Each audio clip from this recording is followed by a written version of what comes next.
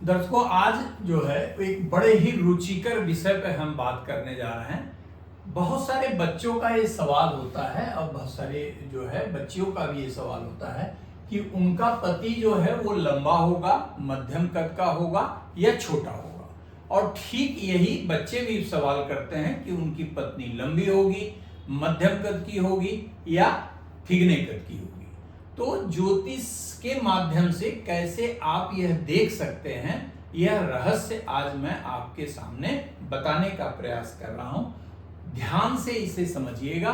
तो आप जन्मांग के कंपेटेबिलिटी को जब चेक करते हैं, जन्मांग मिलाते हैं लड़के और लड़की का, तो आप सही विश्लेषण करने की स्थिति में खुद को पाएंगे। जितना ध्यान से आप इस विषय को समझेंगे उतना ही बेहतर आप प्रेडिक्ट कर पाएंगे।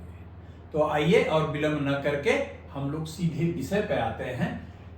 जय महादेव दर्शकों, सबसे पहले यह प्रेडिक्ट करने के पहले आपको यह जानना होगा कि कौन सी ऐसी राशि है जो लंबा कद दर्शाती है और कौन सी वह राशि है जो मध्यम होती है और कौन सी वह राशि है जो ठिगनी होती है या छोटे कद की होती है।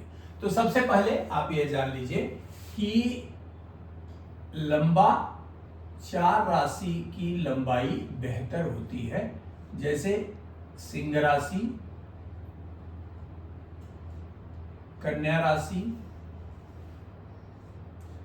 तुला राशि, वृश्चिक राशि। आप चाहें तो इसे नोट भी कर लीजिए। वृश्चिक राशि, ये जो राशियां हैं ये 4, ये लंबे कद को दर्शाती है। तो ऐसा नहीं है कि आप किसी का जन्म हो गया सिंह लग्न में तो आप कह दीजिए लंबी ऊंचाई का होगा, कन्या लग्न का है, ऐसा बिल्कुल नहीं। मैं कैसे सटीक जो है वो भविष्यवाणी करते हैं वो हम आपको बताते हैं, लेकिन सबसे पहले आप यह जरूर जान लीजिए कि लंबाई जो है वो लंबे कद की कौन कौन सी राशि देती है। तो सबसे पहले सिंह राशि, कन्या राशि, तुला राशि और वृश्चिक राशि ये लंबे कद की स्वामिनी है। मध्यम कद जो देता है वह है, इसमें कुछ याद नहीं करना। वृश्चिक के बाद आपको धनु यहां लिख लेना है, उसके बाद मकर लिख लेना है, उसके बाद कुंभ लिख लेना है, उसके बाद मीन लिख लेना है। यह जो 4 राशियां हैं ये मध्यम ऊंचाई को या मध्यम कद को निरूपित करती है। और जो सबसे छोटा कद निरूपित करने वाला है, छोटा, सबसे छोटा या ठिगना भी कर सकते हैं आप, वो मेष राशि, वृषभ राशि, मिथुन राशि और कर्क राशि, ये छोटे कद को दर्शाती है। आशा है कि आप लोग ये समझ गए होंगे कि लंबाई अर्थात ऊंचाई जो है सबसे अधिक सिंह राशि, कन्या राशि, तुला राशि और वृश्चिक राशि देती है। मध्यम कद धनु राशि, मकर राशि, कुंभ राशि और मीन राशि देती है। छोटा कद मेष राशि, वृषभ राशि, मिथुन राशि और कर्क राशि देती है। अब सवाल यह उठता है कि आपको ये प्रथम स्टेप में आपको ये क्लियर है कि ये राशियां ये ऐसे ऐसे हैं, ये इनकी लंबाई का आधार होता है। जैसे ही मान लीजिए कि किसी बच्ची ने प्रश्न किया कि उसका पति बड़ा हो, लंबाई उसकी बेहतर होगी या मध्यम होगी या ठिगना होगा, तो आप क्या करेंगे? 2 सूत्र याद रखिए हमेशा। सबसे पहले आपको मान लीजिए कोई भी जन्मांग है, कोई भी बर्थ चार्ट आप उठा लीजिए कि कैसा होगा। मान लीजिए एक बच्ची का जन्म हुआ या एक बच्चे का जन्म हुआ कि 2 नवंबर 2000 को, ठीक, ये टाइम लगभग सुबह 10 बजे के आसपास का जन्म है और ये जन्म जो है वह सिद्धार्थनगर का जन्म है, सिद्धार्थनगर का। यदि हम इस जन्मांक को बनाएं तो आप ध्यान से समझिएगा कि मैं इसे आपको क्यों बता रहा हूं और कैसे आप जान सकते हैं कि इस व्यक्ति के जन्मांक में जो स्थिति है वो प्रथम दृष्टया क्या होगी। जैसे मान लीजिए किसी का भी है, जब आप इस पर बनाएंगे तो ये धनु लगन की कुंडली आएगी, 9, 10, 11, 12, 1, 2, 3, 4, 5, 6, 7, 8। ठीक, इसमें जो ग्रही स्थिति है वो चंद्रमा और केतु लग्न में बैठे हुए हैं, राहु यहां बैठा हुआ है सप्तम भाव में, मंगल कन्या राशि में बैठा हुआ है, सूर्य नीच का होके बैठा हुआ है और यहीं पर बुध है और वृश्चिक राशि में शुक्र है। क्या बच गया इसमें? हाँ, बृहस्पति और शनि, जुपिटर और सैटर्न यहां पर बैठे हुए हैं, 2 ग्रह। अब मान लीजिए इस बच्चे के पत्नी के बारे में जानना हो तो आप क्या करेंगे?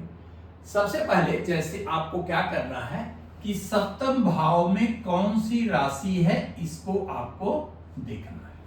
सप्तम भाव में जो राशि है वो कहां है? सप्तम भाव की राशि मिथुन हुई और मिथुन का स्वामी कौन सा है? मिथुन का स्वामी होता है बुध।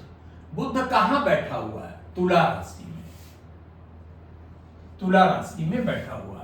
अब अगर आप देखेंगे कि जो हमने बड़े कद दिखाया वहां पर दिखाया था आपको कि सिंह, कन्या, तुला और वृश्चिक, ये 4 लंबी राशियां हैं। तो यानी एक कंफर्म हो गया यहां पर कि इस व्यक्ति की जो पत्नी होगी या जो जातिका होगी वह सामान्य से अधिक ऊंचाई की होगी, ये लग्न कुंडली कहती है।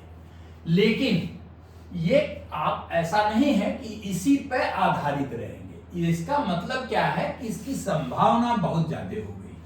जब जन्म कुंडली में सप्तम भाव का अधिपति अगर तुला राशि में बैठा हुआ है तो इस बात की संभावनाएं बढ़ गई कि इस व्यक्ति की पत्नी सामान्य से अधिक लंबी कही जाएगी। लेकिन होगी ही होगी, इसको जानने के लिए अब क्या करेंगे? इसके नवमांश पे विचार करेंगे। मान लीजिए अगर नवमांश में भी बुध नामक ग्रह सिंह राशि में गया, कन्या राशि में गया, तुला राशि में गया या वृश्चिक राशि में गया तो 100% आप मान के चलिए कि इस व्यक्ति की पत्नी अच्छे कद की होगी, बड़ी होगी। अब अगर मान लीजिए कि यहां पे आपको जो है वो लंबा कद मिल गया और नवांश कुंडली में अगर मान लीजिए कि जो है वो वृषभ राशि में चला गया, मान लीजिए नवांश में बुध नामक ग्रह वृषभ राशि में चला गया तो क्या हो गया? यहां हो गया लंबा और ये हो गया छोटा, अर्थात लगभग मध्यम कद का आकार होगा, ऊंचाई होगी। अब अगर मान लीजिए वही धनु में आ गया, मध्यम कद में, सप्तम भाव का अधिपति बुध यदि नवमांश जन्मांग में, मान लीजिए जैसे यहां मैंने आपको बताया कि आपको इसकी प्रैक्टिस थोड़ी सी करनी पड़ेगी। लग्न में लंबा कद आ गया, लंबा कद आ गया, नवांश में मान लीजिए कि मध्यम कद आ गया। कुंभ में ये चारों राशियों में कहीं भी सप्तमेश अगर बैठा है तो ये मध्यम हो गया। अब इन दोनों को मिला लीजिए, तो मिलाएंगे तो मध्यम से अधिक अर्थात मध्यम से बेहतर ऊंचाई कही जाएगी। ठीक, इसी प्रकार अगर मान लीजिए जैसे कि लग्न में दिखाया कि लंबा कद है, तुला राशि लंबे कद को दर्शाती है, और अगर नवमांश में, नवमांश जन्मांग में मान लीजिए कर्क राशि में बुध बैठ गया या वृषभ में या मेष में कहीं भी बैठ गया तो ये आ गया आपका छोटा कद, छोटा कद। अब लंबा और छोटा यानी ये तय है कि लगभग मध्यम ऊंचाई की इस जातक की पत्नी प्राप्त होगी। इस प्रकार आप लग्न और नवमांश की सहायता से किसी के भी जीवन साथी के ऊंचाई को निर्धारित कर सकते हैं, ये जरूर ध्यान रखिएगा। धन्यवाद मित्रों, अगर वीडियो पसंद आया हो तो चैनल को निश्चित सब्सक्राइब करिए, लाइक करिए और बेल आइकन दबाना बिल्कुल मत भूलिएगा। धन्यवाद।